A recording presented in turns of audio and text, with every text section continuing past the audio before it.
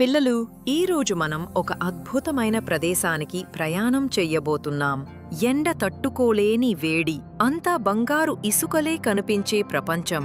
ఇక్కడ వర్షం చాలా అరుదుగా పడుతుంది, కాని బ్రతికే జంతువులు సూపర్ హీరోల్లా ఉంటాయి.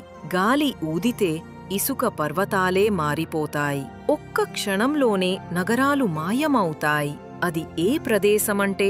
అవును పిల్లలు, మనం బయలుదేరబోతున్నాం ప్రపంచంలోనే అతి పెద్ద వేడి ఎడారి సహారా డెజర్ట్ కి. అయితే రెడీనా పిల్లలు? మన ప్రయాణం మొదలు పెడదాం. మనమిప్పుడు ఆఫ్రికా ఖండం వైపు వెళ్తున్నాం. అక్కడే ఉంది మన లక్ష్యం, సహారా ఎడారి.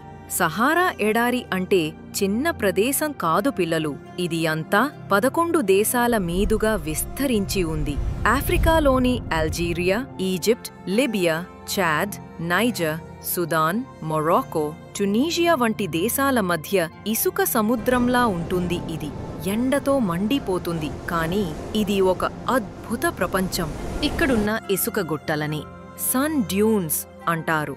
కొన్ని అంత ఎత్తుగా ఉంటాయి అంటే చిన్న పర్వతాల్లా కనిపిస్తాయి. రోజు 45 డిగ్రీల వేడి, రాత్రికి మైనస్లో చలి, అంటే సుమారు 0 డిగ్రీ సెల్సియస్కి పడిపోతుంది. పిల్లలు, ఇంత వేడిలో, ఇంత చలిలో, ఇంత ఇసుక తుఫాన్ల మధ్య మనుషులు కూడా ఉండగలరా అని అనిపిస్తుంది కదా. కాని ఆశ్చర్యం ఏమిటంటే, అవును పిల్లలు, ఇక్కడ కూడా మనుషులు బ్రతుకుతున్నారు. వీరిని నోమాడ్స్ అంటారు, అంటే ఎడారిలో చోటుమారుతూ జీవించే ప్రజలు. వీరు ఒంటెల మీద ప్రయాణం చేస్తారు. వీరి ఇల్లు అంటే చిన్న చిన్న టెంట్లు.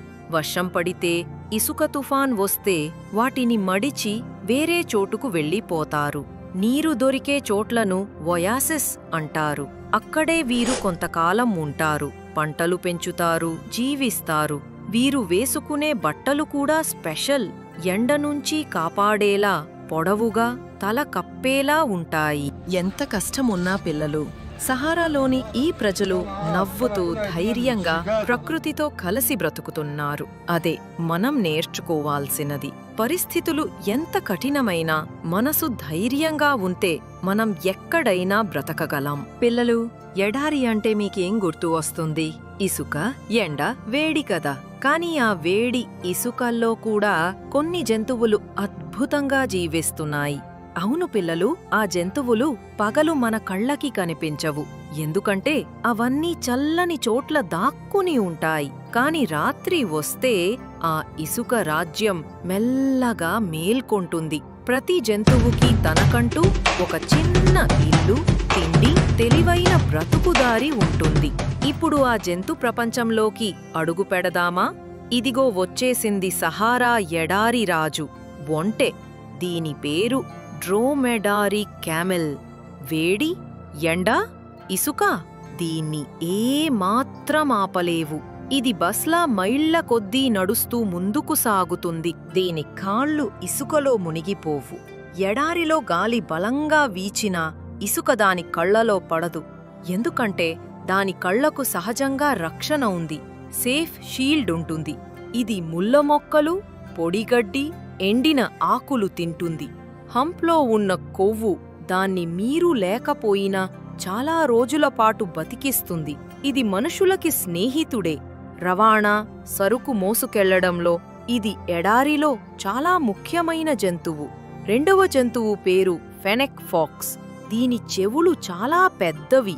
అవి వేడిని బయటకు పంపి దానిని చల్లగా ఉంచుతాయి. పగలంతా ఇది బిలంలో దాగి విశ్రాంతి తీసుకుంటుంది.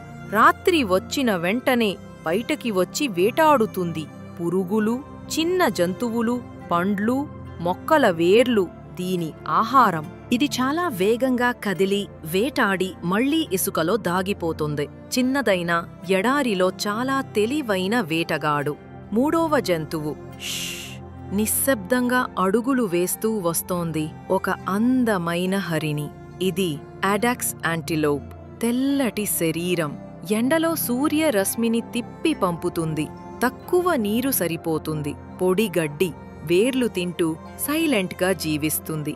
ఎవరినీ ఇబ్బంది పెట్టదు, కేవలం ప్రకృతిలో కలిసిపోయి జీవిస్తుంది.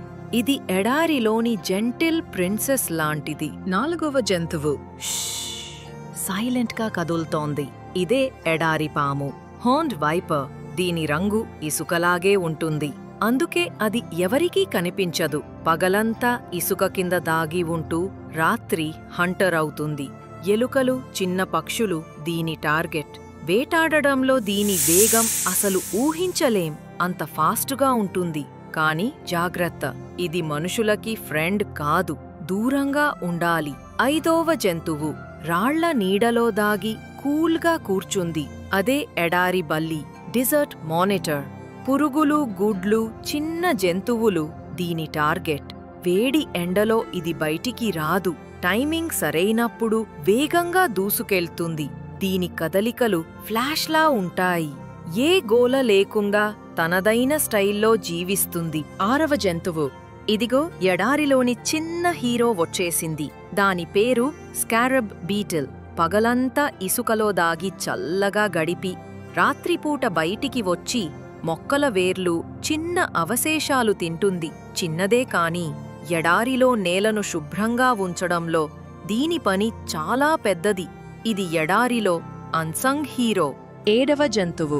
చల్లని గాలి వీచుతుంటే బిలంలోంచి టపటపా నడుస్తూ బయటకి వస్తోంది. ఇదే డెజర్ట్ హెడ్జ్ హ్యాగ్. చిన్న పురుగులు, పండ్లు, వేర్లు తింటూ నిదానంగా నడుస్తుంది. పగలంతా బిలంలో దాగి విశ్రాంతి తీసుకుంటుంది. దీనిని ఎవరైనా భయపెట్టాలనుకుంటే వెంటనే గుండ్రంగా ముడుచుకుని ముళ్లతో కవర్ అయిపోతుంది. ఇది సహారాలో క్యూటెస్ట్ వారియర్. చూసారా పిల్లలు?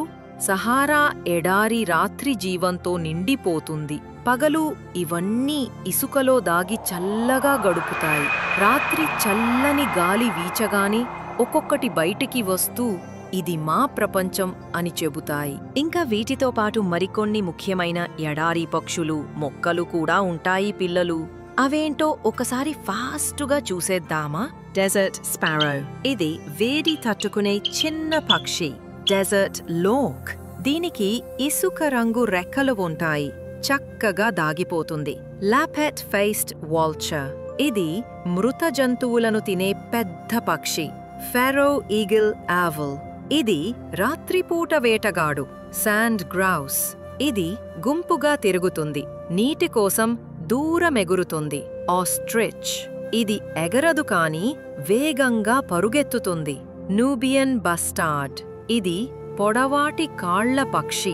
ఫల్వస్ బాబ్లర్. ఇది గుంపుగా తిరిగే చిన్న పక్షి. ఇక్కడ జంతువులు, పక్షులతో పాటు కొన్ని మొక్కలు కూడా ఉన్నాయి పిల్లలు. అవి క్యాక్టస్ జాతిలాంటి మొక్కలు. నీటిని లోపల దాచుకుని బ్రతుకుతాయి. కొన్ని మొక్కలు రాత్రి సమయంలో మాత్రమే ఊపిరి తీసుకుంటాయి, ఎందుకంటే వేడిని తట్టుకోలేవు కాబట్టి. పిల్లలు, ఈ ఎడారి జంతువులు మనకేం చెబుతున్నాయో తెలుసా? పరిస్థితులు ఎంత కఠినమైనా జీవం ఆగదు. వేడి, దాహం, ఇసుక ఇవన్నీ అడ్డంకులు కాదు, బలానికి పరీక్ష మాత్రమే.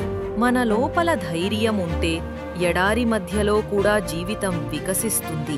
ఇప్పుడు మనం సహారా ఎడారి గురించి ఇంకొన్ని అద్భుతమైన విషయాలు తెలుసుకోబోతున్నాం పిల్లలు. ఇది ప్రపంచంలోనే అతి పెద్ద వేడి ఎడారి.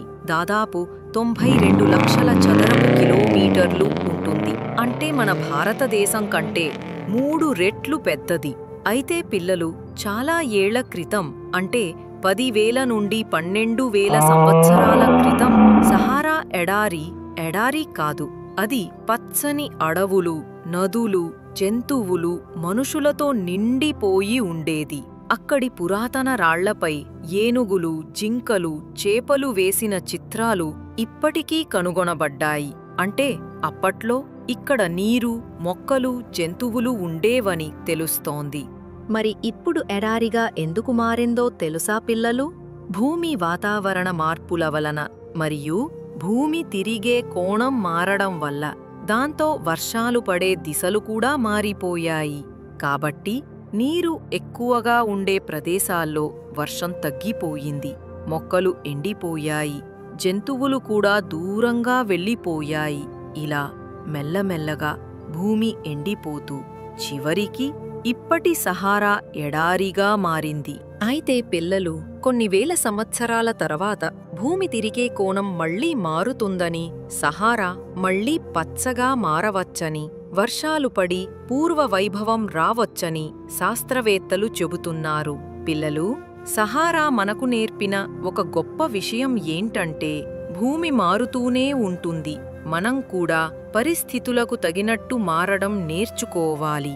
పిల్లలు, ఇంత పెద్ద ఎడారి వల్ల ప్రపంచానికి ఏమైనా ఉపయోగముందా అని మీకు అనిపిస్తుందా పిల్లలు? కానీ ఇది అమెజాన్ రైన్ ఫారెస్టుకి చాలా సహాయం చేస్తుంది. అది ఎలానో చెప్తాను వినండి మరి.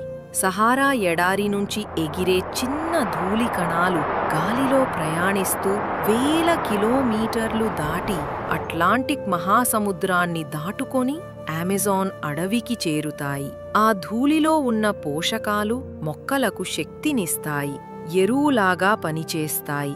ఎందుకంటే ఆ ధూళిలో ఫాస్ఫరస్ నిలువలు ఉంటాయి. అంటే సహారా ఎడారి మరియు అమెజాన్ అడవి చాలా దూరంగా ఉన్నా కూడా ఒకటి మరోదానికి ఈ విధంగా సహాయం చేస్తుంది. ఇదే ప్రకృతిలో ఉన్న మ్యాజిక్ పిల్లలు.